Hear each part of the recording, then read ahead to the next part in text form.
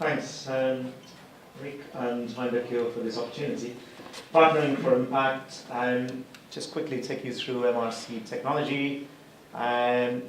We are an independent charity. Spun out of the MRC in 2000. I've been going since then with 150 plus staff.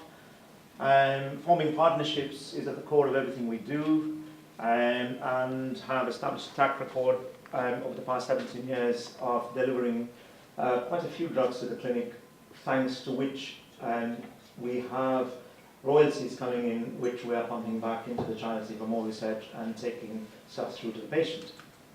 Now, in 2012, so historically we've been, and we still are, the primary tech transfer provider for the MRC. So in other words, we translate IP coming out of the Medical Research Council units and partner them with pharma on behalf of the MRC. But in 2012, we expanded that to include all, and so we became client agnostic, as it were, and started going out to charities. And this is the sort of a list of people we've engaged with.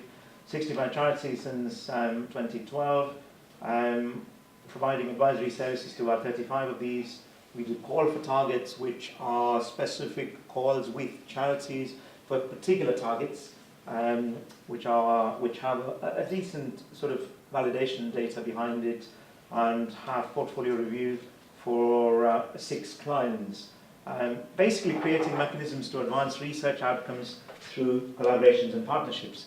And the two things we have: internal expertise, a lot of pedigree from the MRC, having done this for several years, and the ability to advise, and combining that together to achieve impact for the charity.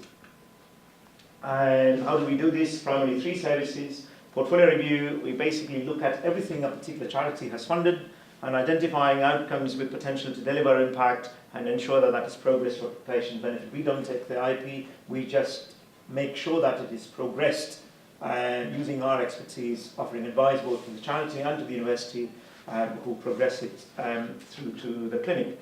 Advisory service, all of the above, plus setting up terms and conditions, right? Because quite a lot of the problems that happen is because of the documents and the terms that the charities put together. Our aim has been to try and standardize it across the sector so that it's more equitable on behalf of the charities.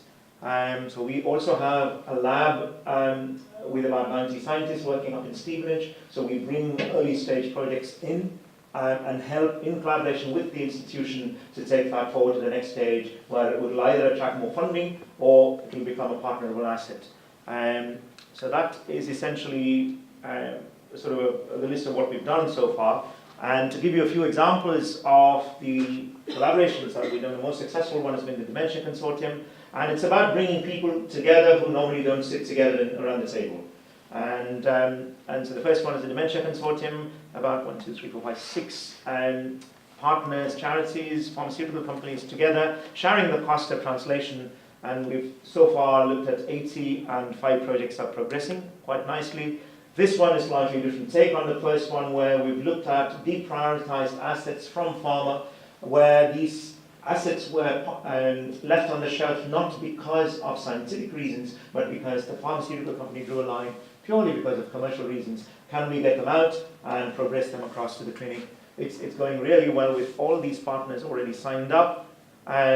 So watch that space. The other area where we've tried to do is to try and build communities around, say, kids' cancer and antimicrobial resistance, etc., where they're, again, as I mentioned earlier, bringing people together who don't normally sit around the table. In the field of rare diseases, these are the ones that we've so far engaged with, providing tailored solutions either pro bono or with a shared risk model, and we don't charge either. It's late stage and a risk reward benefit, but essentially we are here to help. Thank you very much.